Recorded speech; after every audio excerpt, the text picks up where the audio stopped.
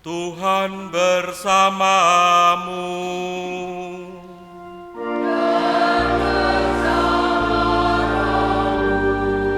Inilah Injil suci menurut Santo Markus.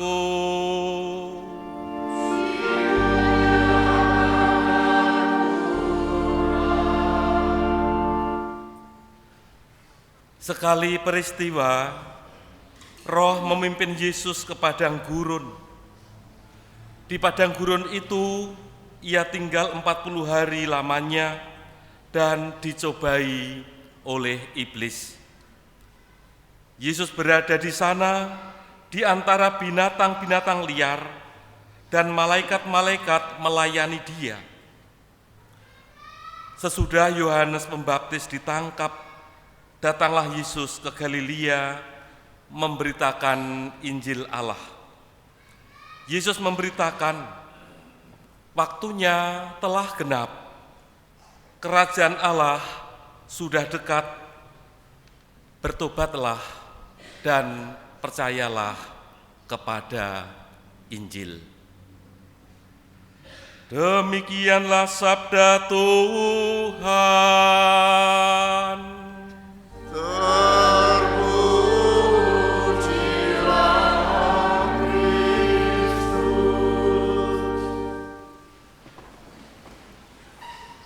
Para suster, ibu bapak dan saudara-saudari yang terkasih dalam Kristus, refren Mazmur Tanggapan yang kita nyanyikan pada pagi ini sangat-sangat menarik, sangat-sangat mendalam, dan mengajak kita semua untuk setiap waktu bersyukur. Jelas sekali Tuhan adalah kasih setia bagi orang yang berpegang pada perjanjiannya. Tuhan adalah kasih setia. Tuhan begitu mengasihi kita. Tuhan begitu menyayangi kita semua. Gambaran Tuhan yang penuh dengan kasih setia itu terlukis amat sangat jelas dalam bacaan pertama dari kitab Kejadian. Perjanjian antara Allah dengan Nuh setelah terjadi bencana air bah. Isi perjanjian itu jelas. Sejak kini segala yang hidup takkan dilenyapkan oleh air bah lagi, dan tidak akan ada lagi air bah untuk memusnahkan bumi. Allah menunjukkan kasih setianya. Allah menunjukkan kasih sayangnya kepada semua makhluk. Teristimewa kepada kita manusia, bahwa Allah tidak akan melenyapkan lagi. Allah tidak menghendaki manusia hancur, tetapi Allah menghendaki supaya manusia memperoleh keselamatan. Dan ini yang sebetulnya grand design, kalau boleh dikatakan seperti itu, grand design Allah menciptakan manusia seperti yang terumus dalam buku Katekismus Gereja Katolik, pertanyaan nomor 1. Apa rencana Allah terhadap manusia? Allah merencanakan supaya manusia berbahagia, bersatu dengan Allah dalam kebahagiaan kekal di surga. Ini yang patut kita syukuri, bahwa Allah yang menunjukkan kasih setianya tidak akan berkesudahan. Dan kasih setia Allah kepada kita manusia semakin ditegaskan dalam bacaan kedua surat pertama Santo Petrus, bahwa kasih setia Allah itu ditunjukkan lewat pribadi putranya sendiri, yakni Yesus Kristus yang telah mati satu kali untuk segala dosa kita. Kita manusia yang semestinya dihukum, tetapi karena kasih setia Allah, Ia sudi mengutus putra tunggalnya, yakni Yesus Kristus, sebagai anak domba Allah yang dikorbankan sampai mati. Untuk apa? Untuk menebus dosa-dosa kita. Maka menggunakan kata tebusan. Tebusan ini kan akrab, ya, kata menebus itu akrab dengan bahasa apa? Bahasa pegadaian. Pegadaian itu menyelesaikan masalah tanpa masalah. Ada yang menggadaikan? Menyelesaikan masalah tanpa masalah. Allah itu mengutus putranya yang tunggal, Yesus Kristus, yang semestinya digadaikan dalam dosa, tetapi ditebus. Yang digunakan untuk menebus itu apa? Bukan barang, bukan uang, tetapi nyawa, darah putranya Yesus Kristus, sampai ia mati supaya manusia memperoleh hidup. Ini yang patut kita syukuri. Dan kita sebagai anak-anak pilihan Allah dipanggil oleh Allah bersatu dengannya, diangkat menjadi anak-anaknya lewat sakramen baptis yang telah kita terima. Dengan sakramen baptis itu berarti kita diangkat menjadi anak-anak Allah. Kita begitu bergembira, bersyukur. Kita telah mati terhadap dosa, kita bersyukur karena kita lalu memperoleh kehidupan itu. Tetapi jangan lupa yang ketiga dari baptisan yang telah kita terima, bahwa dengan baptisan itu kita diutus. Ini konsekuensi orang yang telah dipilih oleh Tuhan, dibaptis, diangkat menjadi anak-anak Allah, mati terhadap dosa, tetapi kita juga mendapatkan tugas perutusan.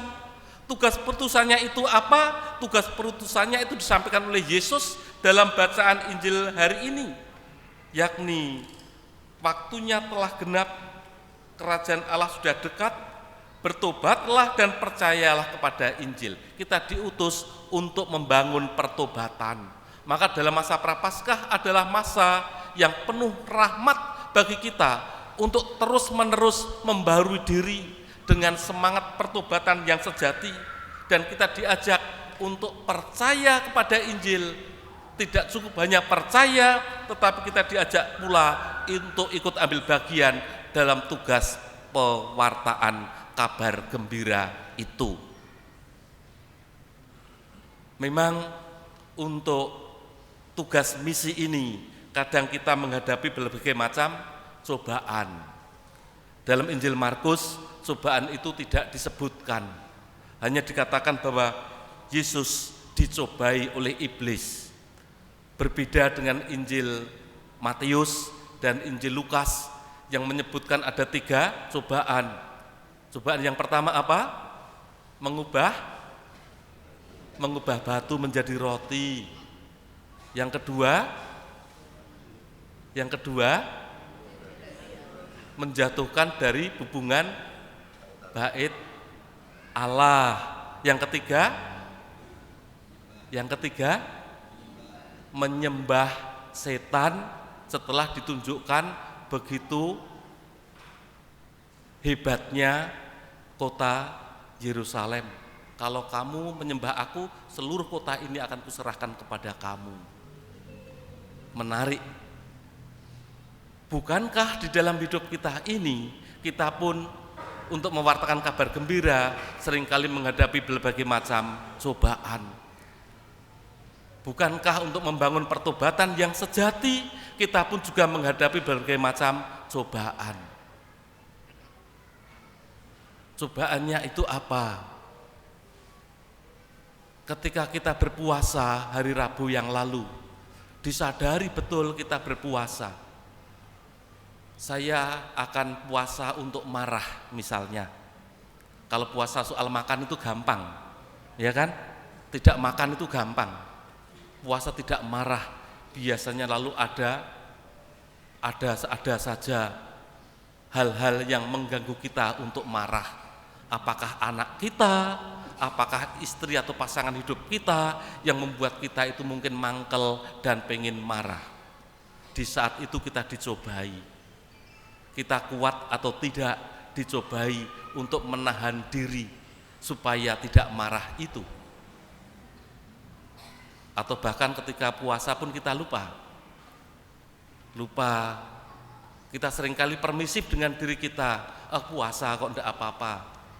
Saya tidak hanya makan sekali kenyang kok. Ini hanya icip-icip. Icip-icip ya. Icip-icip itu banyak atau sedikit? Lah icip-icip kok sak sentong. Sak centong itu tidak icip-icip itu. Icip-icip kok berulang-ulang. Itu tidak icip-icip itu namanya. Sidik-sidik enggak apa-apa. Toh saya tetap puasa. Sidik-sidik berulang-ulang itu kan lalu membuat kenyang. Kadang kita tergoda macam itu dan kita permisif sekali mengatakan ora popo, tidak apa-apa. Itu dalam hal yang kelihatan. Godaan-godaan, cobaan-cobaan seringkali lewat hal-hal yang tidak kelihatan. Di saat macam itu kita diajak, kalau itu latihan rohani Santo Ignatius apa? Ajere kontra. Ajere kontra itu misalnya saat saya malas sekali berdoa rosario, pengen segera rampung. Buat lalu tidak hanya sekali doa rosario, dibuat 2 kali doa rosario.